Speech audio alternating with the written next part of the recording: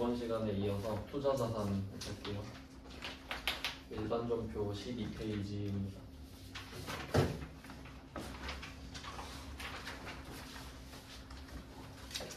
투자자산은 비유동자산 중에 첫 번째 주제고요. 실제로 그렇게 중요한 주제는 아닌데 한번 보겠습니다. 이 12페이지가 끝이에요. 58이랑 59가 매도 가능 증권입니다. 이게 단기 매매 증권이랑 비교하는 문제로 많이 나오는데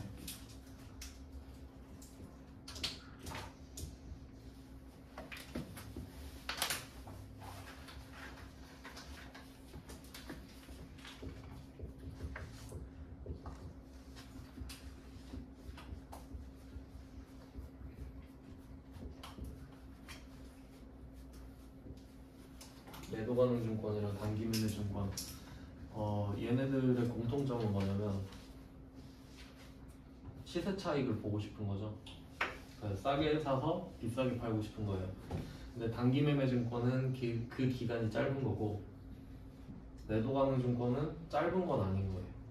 근데 둘 다 시세 차익을 노리긴 하겠다. 뭐 이 정도 차이인데 그래서 이게 공통적으로 취득의 이슈가 있으면 얘는 취득의 목적 자체가 처분이라는 거죠.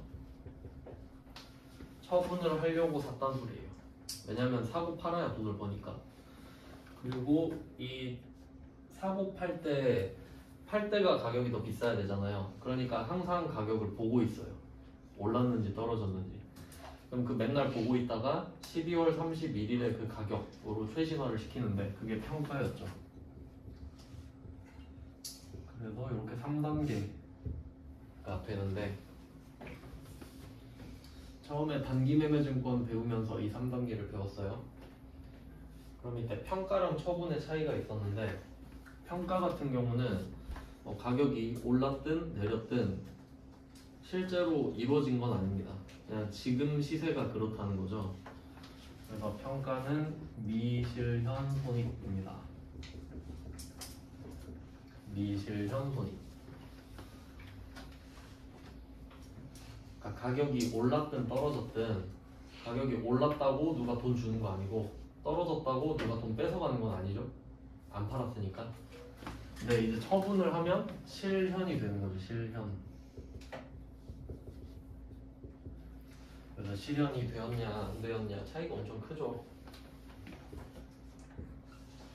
실제로는 구분을 잘 안 하지만 회계에서는 엄청 큰 차이예요.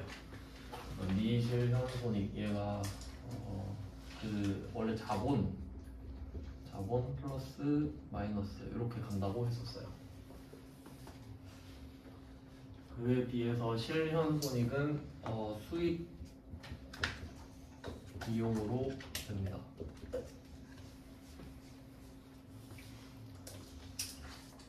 수익과 비용은 실제로 그 돈을 벌었다 또는 돈을 잃었다라는 관념이고요. 자본은 뭐 그 정도는 아니에요. 그 이유를 설명해 드렸었는데 만약에 평가를 했는데 가격이 올랐다고 할게요. 10만원짜리가 11만원이 되었다.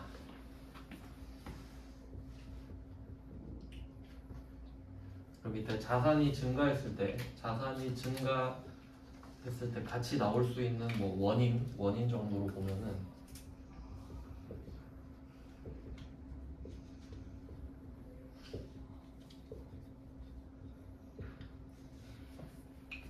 이렇게 4개가 있다고 짝꿍이 4개입니다. 자산이 증가하려면 자산이 감소하거나 부채가 증가하거나 자본이 증가하거나 수익이 발생해야 돼요.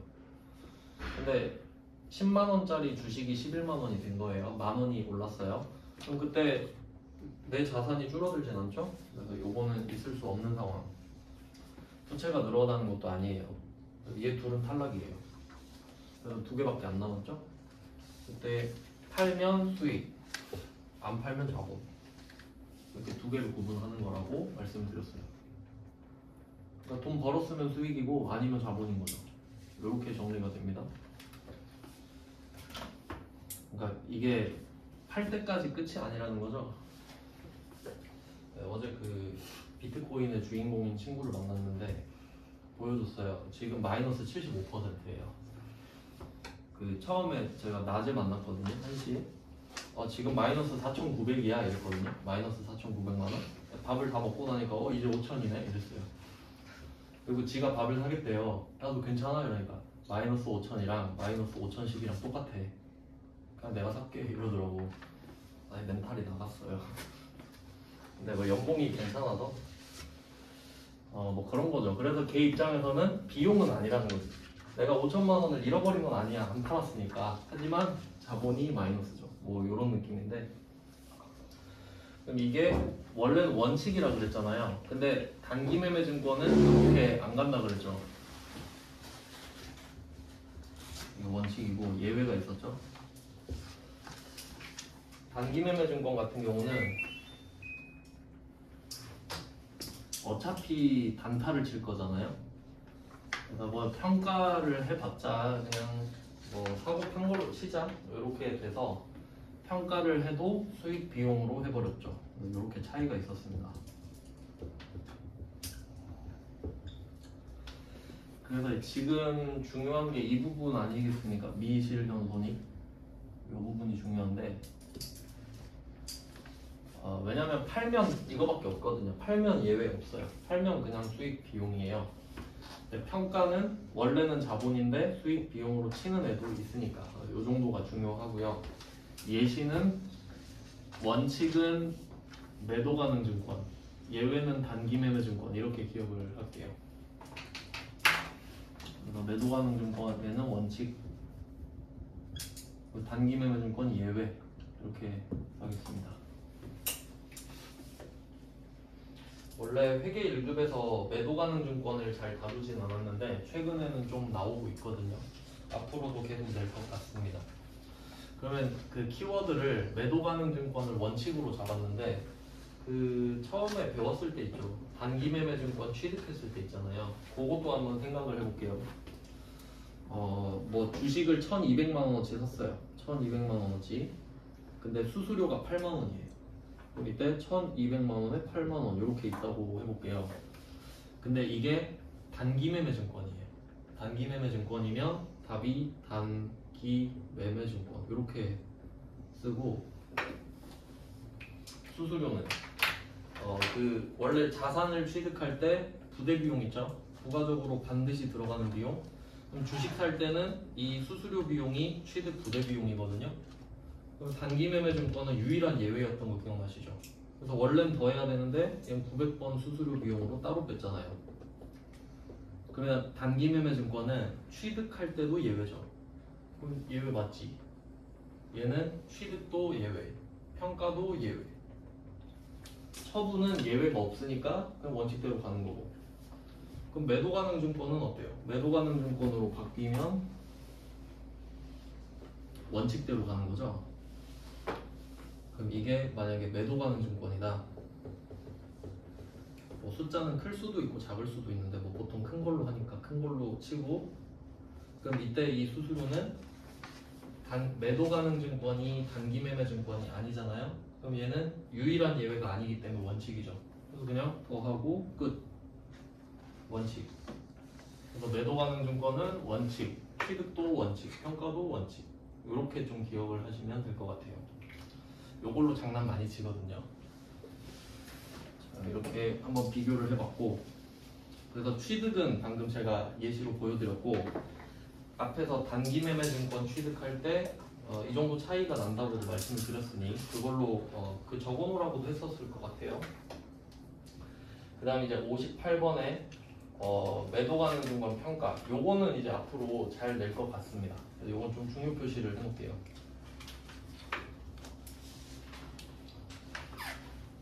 이 주제가 그 옛날에 안 내다가 최근에 좀 나왔거든요.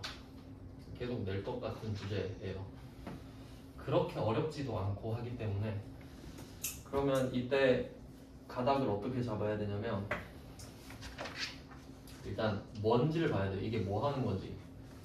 58번 문제 보면은 기말 현재라고 나와 있어요. 그럼 기말은 평가하는 날이에요.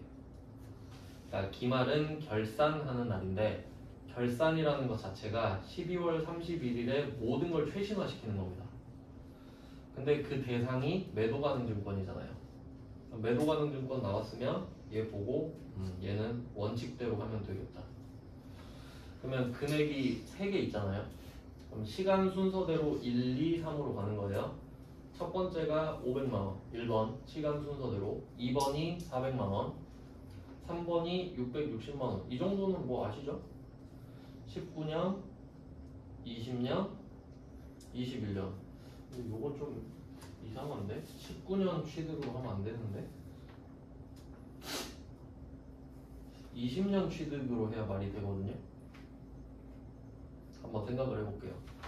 19년에 언젠간 취득을 했다고 할게요. 19년 기중에. 그럼 1월 1일부터 12월 31일 중에 취득을 했다는 소리잖아요. 그러면 필연적으로 19년 12월 31일이 지나가잖아요. 그럼 19년 12월 31일 말을 했었어야 됐는데 이게 문제 오류인가? 그러면 이거 19년 취득 원가를 20년으로 좀 바꿔놓을게요. 그래야 좀 매끄러울 것 같아요. 어차피 답은 차이가 안 납니다. 근데 이게 그 말이 되기 때문에 그렇게 바꿔놓을게요. 오류인가? 네, 이렇게 하면 그러면 순서대로 3개잖아요. 이거 앞에서 단기매매증권에서 이런 패턴 본 적 있죠? 근데 단기매매증권은 수익 비용이잖아요. 그럼 얘 둘이 차이가 뭐였냐 생각해보면 수익 비용은 손익계산서 소속입니다. 손익계산서는 1년 단위로 끊습니다. 무조건 1년입니다. 그러니까 얘는 최장 기간이 1년입니다. 1월 1일부터 12월 31일까지 1년만 표시를 하니까. 그래서 수익 비용은 제가 기억력이 안 좋다라고 말씀을 드렸어요. 어차피 길어봤자 1년이니까. 그럼 얘는 1년 전 기억 못하고 1년 후 알 수 없고 뭐 이런 패턴이에요. 그에 비해서 자본은 재무상태표 소속입니다. 재무상태표는 회사가 처음 만들어진 날부터 지금까지 계속 누적되는 성격. 그래서 증가와 감소라고 말씀을 드렸죠. 회사가 최초에 설립된 순간 빵원부터 증가 감소, 증가 감소, 그걸 계속 거친 결과가 지금의 잔액이에요. 그래서 얘는 기억력이 좋다. 그럼 얼마나 좋냐? 회사가 처음 만들어졌을 때부터 지금까지 다 기억하고 있다. 이렇게 생각을 하시면 됩니다. 그러면 이걸 알고 여기 갖다 붙이는 거죠. 그럼 지금 매도가능증권이 나왔고 평가를 하라는 것 같죠? 기말이니까. 그럼 얘는 자본으로 하면 되겠다. 자본은 기억력이 좋다. 어떡하지? 이렇게 가야 됩니다. 그럼 이걸 그림으로 한번 풀어볼게요. 그림으로 500만원, 400만원, 660만원 이걸 그려볼게요. 500만원 처음에 500만원으로 시작해요. 그리고 가다가 400만원으로 떨어집니다. 아래로 400만원으로 떨어져요. 쭉 가다가 660만원으로 오르는 거예요. 이렇게. 대충 그림으로 그리면 이렇죠? 500으로 가다가 400으로 떨어지고 쭉 또 가다가 600으로 오르는 상황. 그럼 지금이에요. 오늘 이거 하란 소리지. 시간 순서대로 하면 이렇게 되는데 이게 단기매매증권이잖아요. 그러면 순서대로 1, 2, 3이죠? 단기매매증권은 수익 비용이죠? 기억력이 안 좋잖아요. 그럼 얘는 500에 지가 500에 들어왔다는 걸 까먹어요. 그럼 500에 사오고 나서 400으로 평가를 맞췄을 거 아니에요? 그럼 얘는 지가 400인 줄 알아. 처음부터. 그래서 얘는 그냥 뭐 대가리 꽃밭이에요. 400인데 660 됐다. 그럼 난 260 올랐네? 이러고 끝이죠. 그럼 얘는 평가 이익 260 수익 잡고 끝이에요. 단기매매증권은. 그러니까 맨 앞에 금액이 의미가 없어지지. 기억을 못하니까요. 무조건 1년이잖아요. 근데 이게 매도가능증권이면 얘는 기억력 좋죠. 처음에 지가 500인 걸 알고 있어. 그래서 제가 기준선을 그어놓고 시작한 거예요. 얘는 지가 500인 걸 알아요. 그러니까 500이 기준이 되는 거지. 그러면 이 58번 문제는 매도 가능 증권이라고 써 있잖아요. 그러니까 이 취득원가에 500만 원이라고 쓴 거를 X표 치면 절대 안 되지. 오히려 동그라미를 쳐야죠. 500만 원 기준이 되니까. 그래서 취득원가에다 기준이라고 쓰셔야 돼. 기준. 그래서 제가 앞쪽에서 대충 설명드렸을 때 우리가 주식 사면 500에 샀다가 400으로 떨어졌다가 지금 660이 되면은 500에 사왔다는 거 기억한다 그랬죠? 이거 까먹는 사람 없잖아요. 기억력이 1년인 사람은 없을 거 아니야. 그러면 우린 다 기억한다 했죠? 그러면 이거 희노애락을 다 알고 있다는 소리지. 그럼 한번 생각해 볼게요. 우리가 처음에 500에 샀어요. 그리고 400으로 떨어지는 순간이 있었죠. 그럼 이때 이거 평가 손실 아니에요? 평가 손실. 자본 마이너스로 잡아놨겠죠. 그러면 평가 손실 자본 마이너스 100만원 이렇게 갔겠죠. 500에서 400으로 됐으니까 100만원이 떨어진 거잖아요. 그럼 100만원만큼 평가 손실 자본 마이너스 이렇게 해놓고 기억하는 거. 500에 사왔는데 100만원이 잠깐 떨어져 있다. 그리고 이렇게 기억을 하고 있다가 1년 후에 평가 한 번 더 했죠.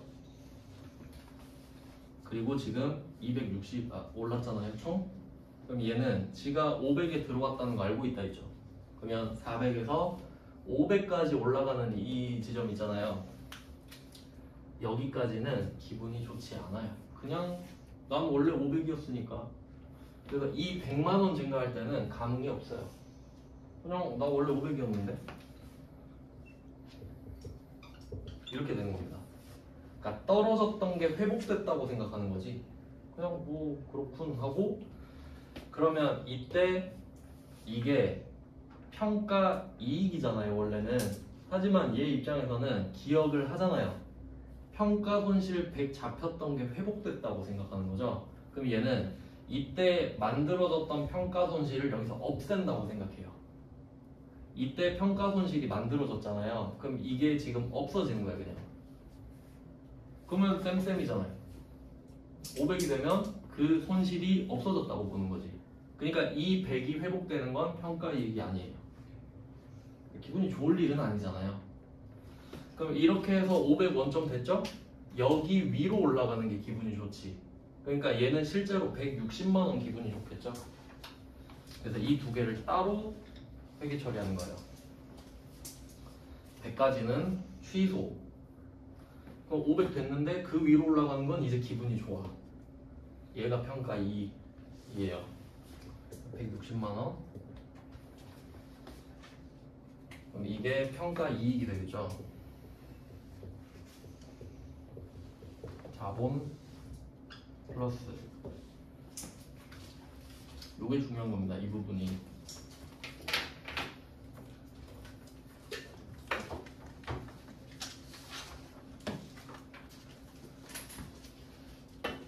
그래서 그 자본으로 평가를 하는 게 원칙인데 이 문제를 내고 싶으면 포인트가 뭐냐면 가격을 꺾어요. 떨어뜨렸다 올리거나 떨어뜨려야 돼요. 그래야 의미가 있거든. 이 취소하는 걸 한번 내야 되거든요.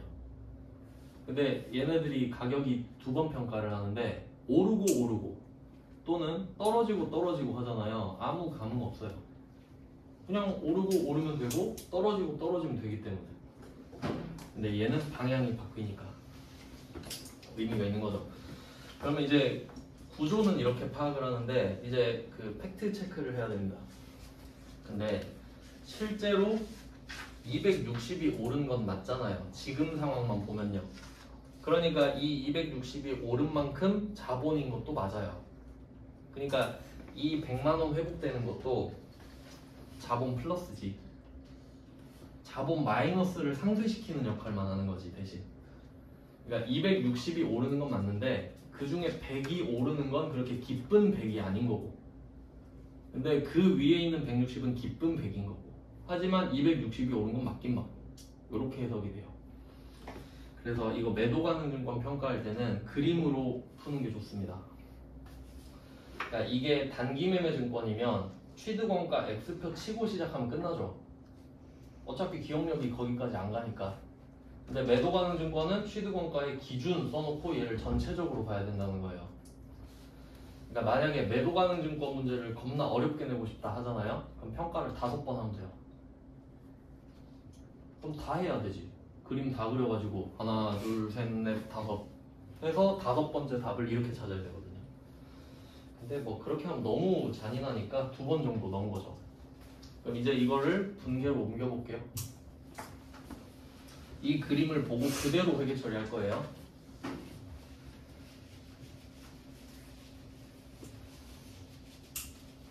그럼 처음에 샀을 때부터 볼게요. 그리고 매도 가능 증권은 숫자 2개 있다고 했고요. 여기서는 투자 자산, 장기 투자 목적이기 때문에 숫자 큰 거까지 보셔야 됩니다. 큰 매도 가능 증권 500만 원에 사왔어요.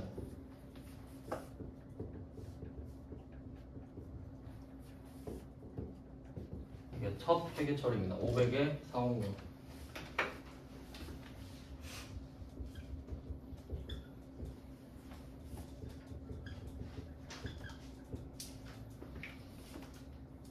자, 첫 번째 회계 처리는 끝났고요.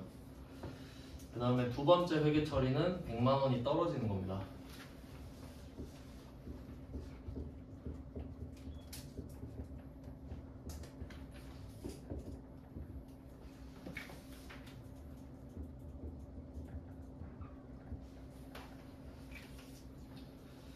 처음에 평가는 뭐 그렇게 중요하지는 않죠. 전액 평가 이익 아니면 평가 손실일 테니까, 처음이니까. 여기서는 평가 손실 들어가겠죠.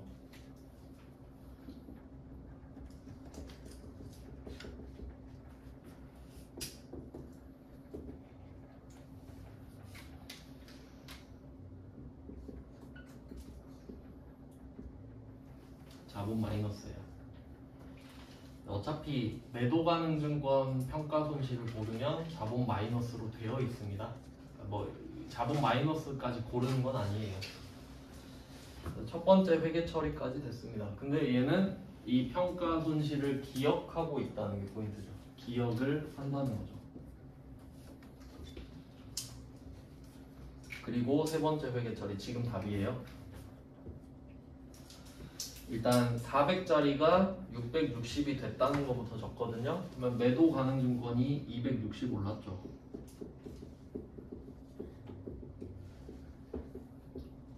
일단 뭐 이건 사실이니까 적어줘야 돼요.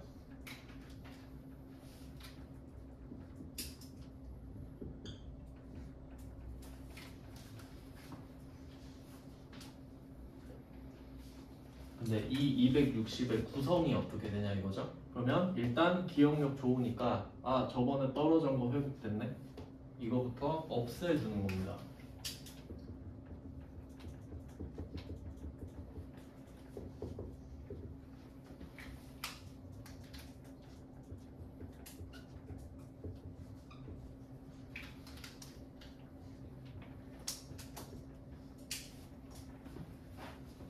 평가 손실을 없앴어요.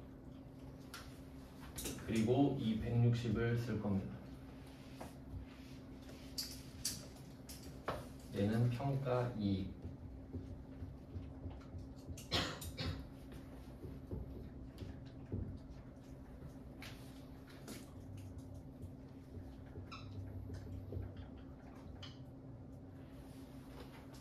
이게 답입니다.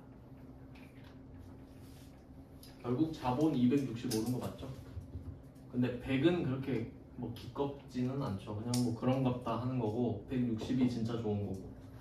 그냥 100이 깎였다가 결국 260이 오르는 거기 때문에 전체적으로 보면 우리 입장에서는 그냥 160만 오른 거 맞죠? 그러니까 500에서 660 된 거잖아. 네, 그래요. 지금은 260 올랐지만 전체적으로는 160 오른 겁니다. 그러니까 이 매도 가능 증권 평가를 내면 조금 더 어려워지죠. 그러니까 두 번까지는 괜찮은데 이제 세 번부터는 조금 복잡해지죠. 그래서 이렇게 그림 그려서 푼다고 생각을 하시면 되겠어요. 그래서 이 58번 매도 가능 증권 평가 이거는 좀 잘 해놓으시고요. 그러니까 얘는 매도 가능 증권뿐만 아니라 사실 모든 평가를 이렇게 하거든요 원래. 근데 잘 안 내다가 98회에 처음 낸 겁니다 이게. 저번 시험이 104회였어요. 이 정도는 그래도 괜찮은데 문제는 59번이었어요. 59번은 좀 생각을 잘 해봐야 되는 게 이거는 또 낸다고 해도 굳이 맞힐 필요는 없어요. 약간 좀 범위를 초과했다고 생각이 들거든요. 그러니까 평가는 좀 잘 해놓으시면 좋은데 처분은 어려워요. 뭐 한번 보여드리긴 할 건데 반드시 하라고는 말씀 못 드리겠습니다. 좀 어려운 주제여가지고. 참고로 이게 전산세무 2급 범위입니다 원래. 네, 그냥 한 번 낸 거예요. 한 번 딱 나왔어요. 그러니까 저번이 104회였는데 102회 때 딱 한 번 냈어요. 그러니까 그냥 잘 생각해 보시고 예를 한번 해볼게요. 평가는 결국 자본 올렸다 자본 내렸다 엎치락 뒤치락 하면 되죠. 근데 문제는 59번이 매도 가능 증권 처분이잖아요. 처분은 수익 비용이라고 그랬죠. 근데 평가를 한번 하고 처분한 거거든요.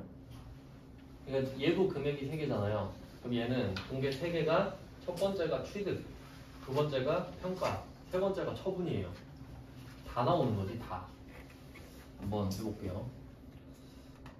얘는 그림으로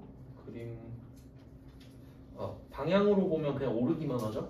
뭐 그림은 별로 의미 없을 것 같고 공개하면서 보여드리겠습니다.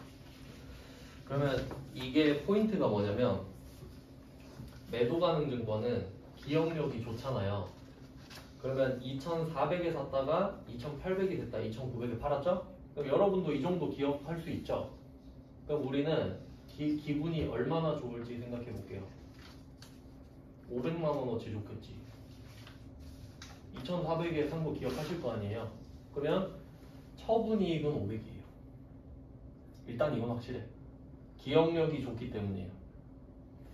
그러니까 만약에 이 문제가 얘가 또 단기매매 증권으로 나올 수도 있잖아요. 그러면 단기매매 증권이었으면 기분이 100만 원 좋았을 거예요. 얘는 기억력이 안 좋거든. 그래서 처분 이익이 500만 원이다. 이걸 바로 알 수 있습니다. 이걸 좀 참고하시면 돼요. 그러니까 이걸 가지고 좀 문제 장난을 치면요. 이렇게 낼 수 있지. 지금은 금액이 3개밖에 없잖아요. 예를 들면 이런 거예요. 취득 한 번 내고 평가를 사이에 4번 넣는 거예요. 취득 한 번 하고 평가 하나, 둘, 셋, 4번. 그 다음에 처분을 하는 거예요. 그리고 처분 손익은 얼마인가요? 이렇게 물어보는 거예요. 그럼 그 사이에 평가 아무 상관없죠. 샀던 거, 판 거 2개만 비교하면 끝난다는 소리예요. 매도 가능 증권은. 기억력이 좋으니까. 그래서 일단 처분이익은 500입니다. 그럼 이제 나머지를 보여드릴게요.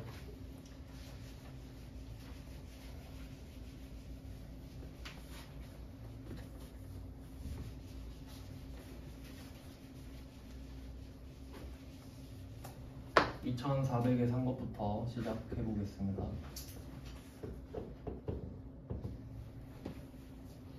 일단 2,400에 샀고 2,800이 됐다.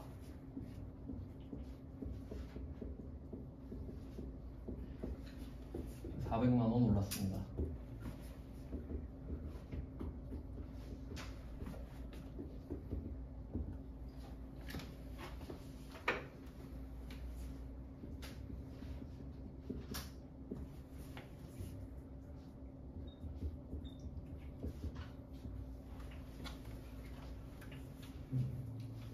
첫 번째 평가까지는 안 어렵죠. 그냥 400 올리면 끝나요. 그 다음 이제 마지막 이게 답이죠. 세 번째 거가.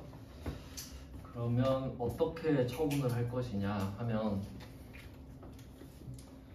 일단 매도 가능 증권을 처음에 2,400에 사왔는데 400으로 올렸잖아요. 그럼 얘는 장부상으로 잔액이 2,800만 원입니다. 맞죠? 그러면 얘가 나갔으니까 2,800이 없어져야 돼. 그래야 아다리가 맞죠?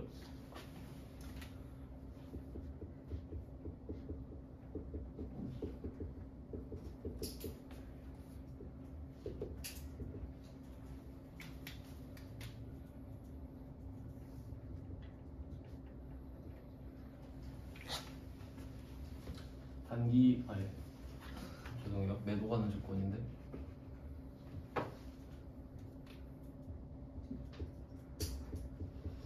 매도 가능 증권이 2,800만 원이 갑니다. 일단 이거는 아주 상식적인 내용이고요.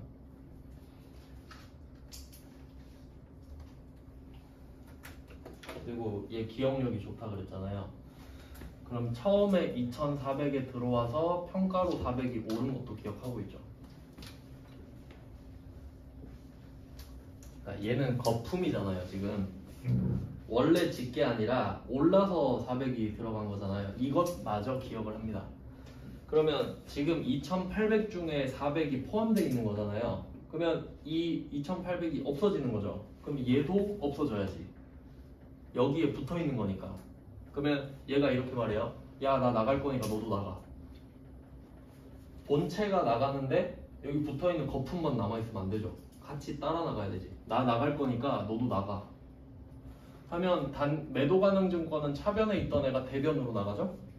그럼 얘는 대변에 있던 평가이익이잖아요. 그럼 얘도 차변으로 나가야지 일단.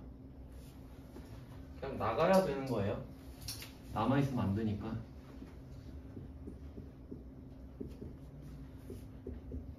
그럼 평가이익 400이 빠집니다.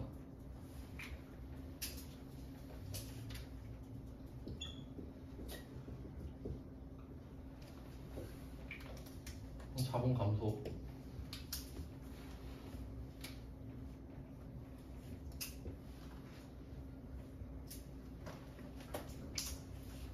여기까지 두 개를 썼는데 매도 가능 증권이 기억력이 좋다 그랬잖아요. 그럼 지가 2,800으로 나가죠. 근데 얘는 양심이 있기 때문에 난 원래 2,400인데 평가 이익 때문에 2,800이 됐다. 그래서 두 개가 같이 나가야 되는 거예요. 지가 2,800인 이유가 평가 이익 400 때문이란 걸 알고 있기 때문이죠. 같이 나가야 2,400이 나가는 거지. 자, 여기까지는 그냥 하던 대로 정리하시는 거고요. 그리고 제가 평가 이익 찾는 법 알려드렸죠. 평가 이익은 500만 원이죠. 아니, 처분이익. 처분이익이 500만 원입니다. 그러면 여기에 처분이익을 500을 써주면 되겠죠? 기분이 좋아요. 500만 원어치. 얘는 수익입니다. 여기까지 정리가 됐네요. 그럼 매도 가능 증권이 나가고 평가이익이 따라 나가고 처분이익은 정해져 있고 2,400짜리 1,900에 팔았으니까. 그러면 마지막에 한 칸은 2,900에 팔았잖아요. 그럼 2,900이 들어오면 끝나요. 보통예금으로. 그럼 여기에 보통예금 2,900을 딱 쓰면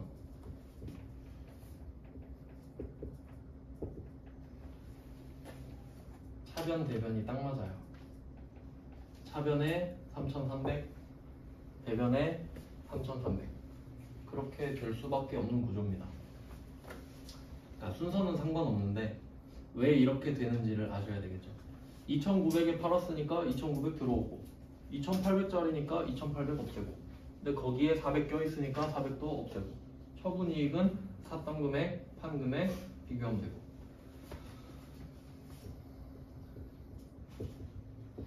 이렇게 됩니다.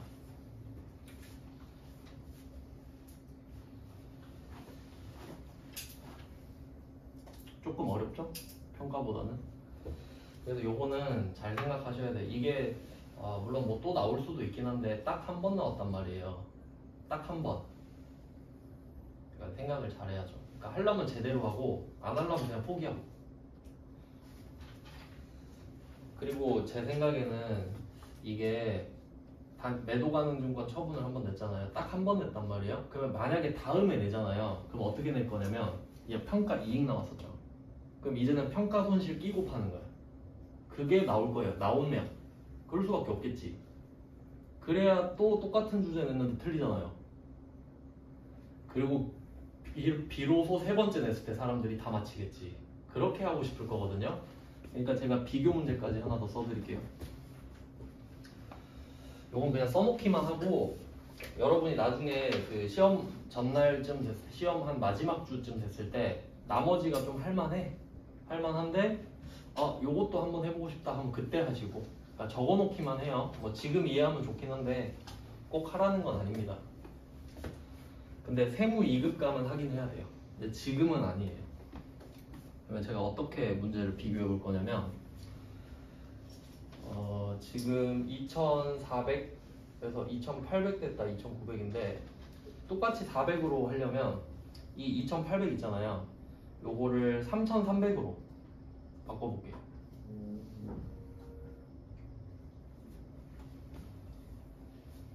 그럼 좀 더 어려워 보이지 않나요? 2400에서 3300 됐다, 2900 되면. 네, 그냥 답만 쓸게요. 답만. 막 그렇게 중요한 건 아니니까. 주류는 아니에요. 다른 거부터 먼저 하고 있어야 돼. 그러면 만약에 3300으로 올랐던 거를 2900에 팔았다, 결과적으로. 그러면 매도 가능 증권은 3300이 나가겠죠.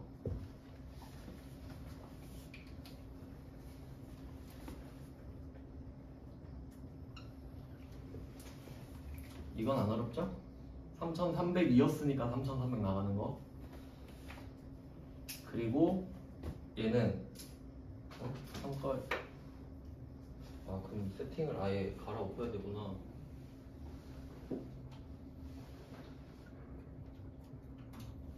(3400으로) 해야겠다. 취득가액을 이렇게 할게요. 3400이었다가 3300이 됐다가, 이거 문제 만들기도 어렵네. 평가 손실을 똑같이 400을 넣어야 되는데, 그냥 이 설정을 하지 말고 답만 적을게요. 그냥 일단 매도 가능 증권 3300을 하고, 어떻게 해야 되나?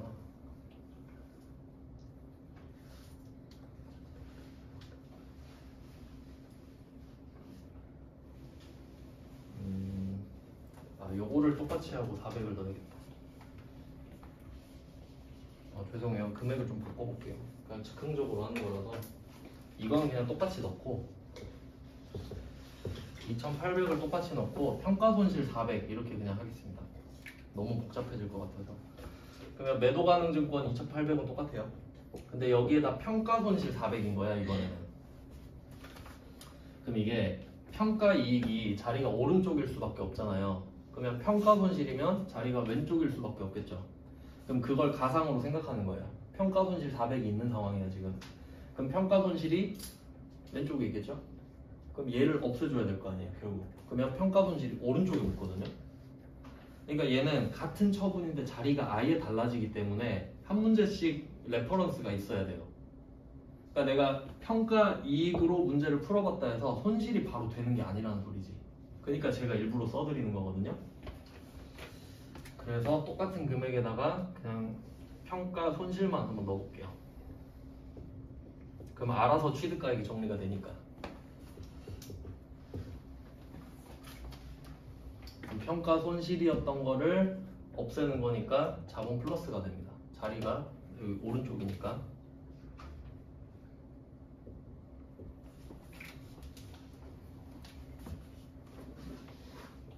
이렇게 됩니다.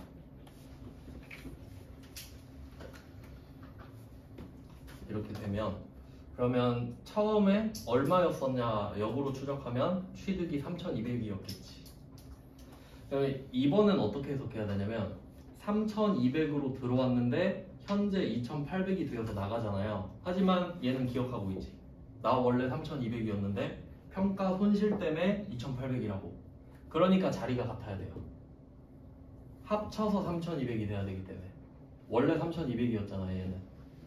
근데 얘는 위에 있는 애는 2400이었는데 2800이 됐으니까 얘 때문에 지금 400이 많아진 거잖아요. 그러니까 마이너스 자리 반대로 오는 거고. 그래서 전체 틀을 봤을 때 평가 이익이 있으면은 차변대변으로 세트가 되겠죠. 얘 때문에 올랐다. 근데 평가 손실이 있으면 얘 때문에 작아졌다. 이렇게 가거든요.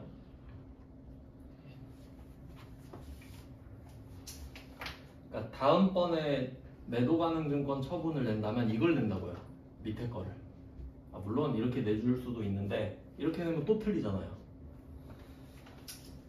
이렇게 낼 겁니다. 그리고 얘를 똑같이 2,900에 팔았다고 해볼까요? 그럼 보통 예금 2,900도 똑같죠?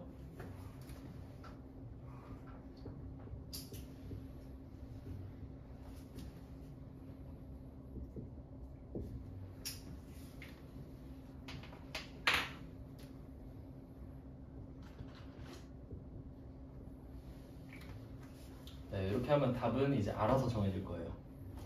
왜냐면 평가 손실 400 끼고 2,800이라는 소리는 그럼 얘는 처음에 3,200이었단 소리고 그럼 3,200의 4분의를 2,900에 판 거잖아요. 결과적으로. 그럼 여기 뭐가 들어가겠어요? 처분 손실 300이겠지. 그러니까 이렇게 답이 나온다는 거예요.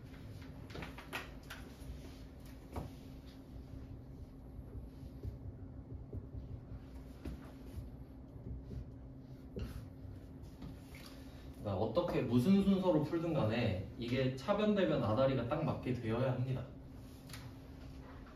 얘는 끝났으니까 비용이겠죠. 비용. 그래서 이 정도 레퍼런스를 하나씩 갖고 있으면은 시험 보기 전에 한 번 더 보고 가시면 나을 수도 있고. 근데 얘는 심오한 문제입니다. 59번은.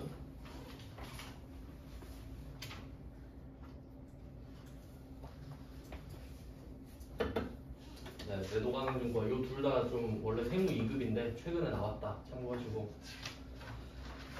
그 다음에 60번 이것만 얼른 끝내고 쉬겠습니다.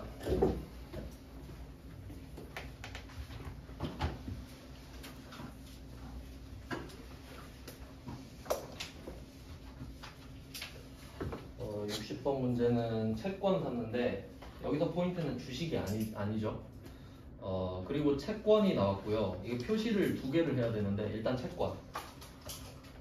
채권을 표시를 해야 되고 그 다음에 이 채권이랑 같은 색깔로 만기까지 보유할 목적 이거 같이 해야 돼요. 그러니까 채권을 만기까지 보유할 목적 이 두 개가 만나야 돼요.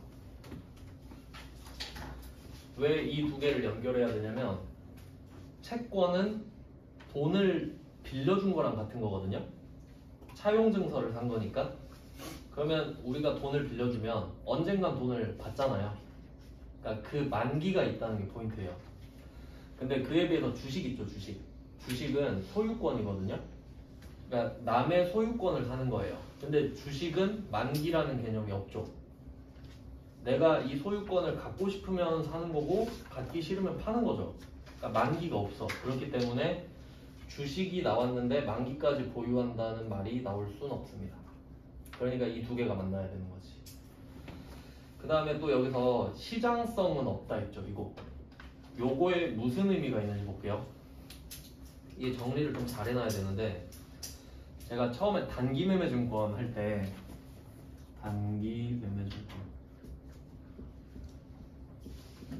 단기매매증권이 되려면 두 가지 조건을 동시에 충족해야 된다고 했습니다.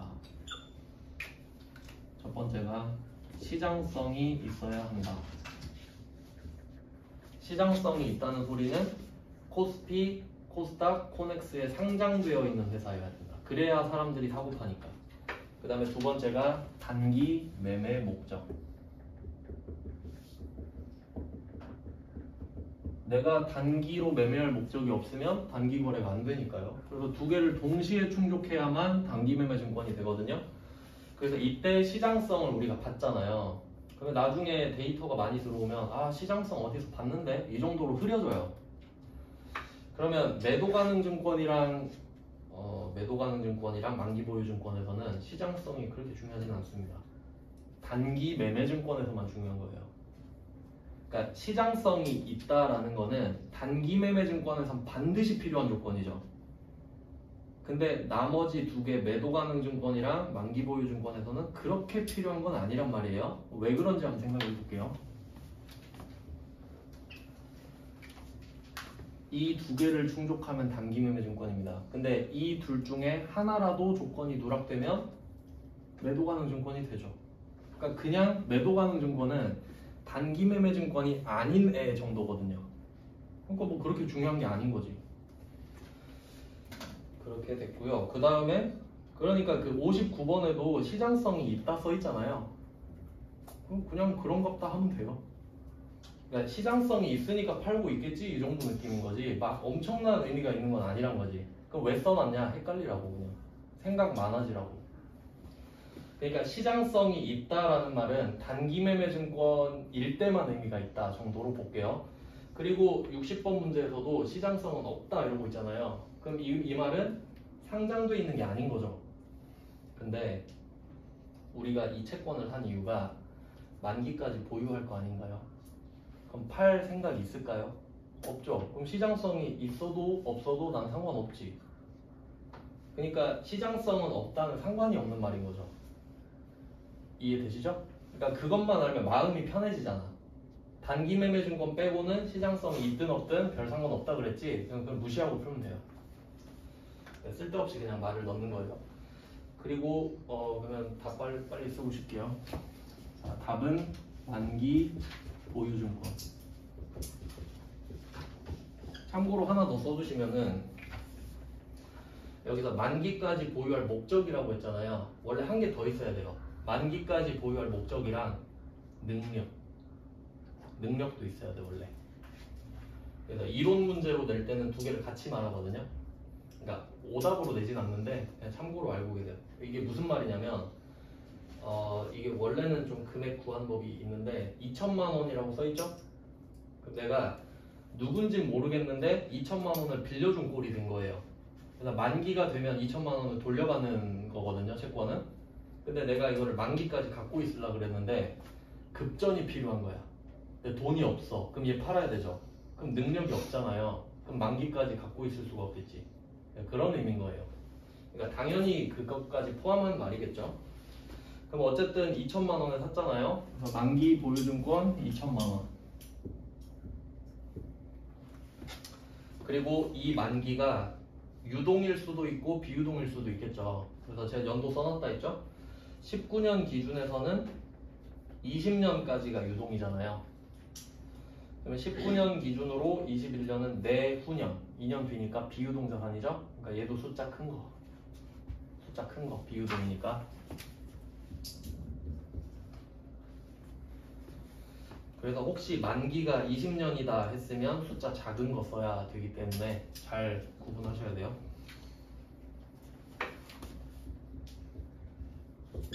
자, 그럼 만기 보유증권 2천만 원에 샀고요. 이게 원래 써있는 금액이 2천만 원인 건 아닌데 그냥 2천만 원이 시세였던 겁니다 그때. 그리고 이 채권을 취득하는 과정에서 발생한 수수료 10만 원은 취득 부대 비용이죠. 10만 원 플러스 10만 원. 취득 부대 비용은 더하는 거죠. 그리고 결제는 2천만 원이랑 10만 원이 따로인가 봐요. 2천만 원은 당좌수표 발행했죠. 당좌예금, 체크카드처럼.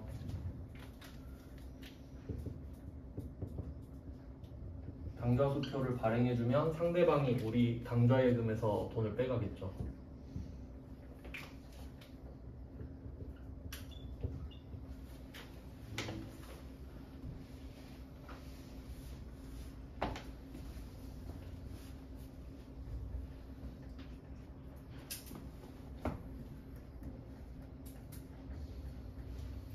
네, 그리고 그 10만 원은 보통 예금입니다. 그러면 따로 써주시면 되겠죠.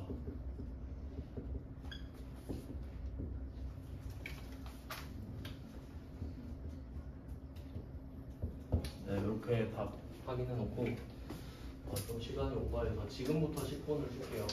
7시 5분부터 하겠습니다. 좀 쉬고 할게요.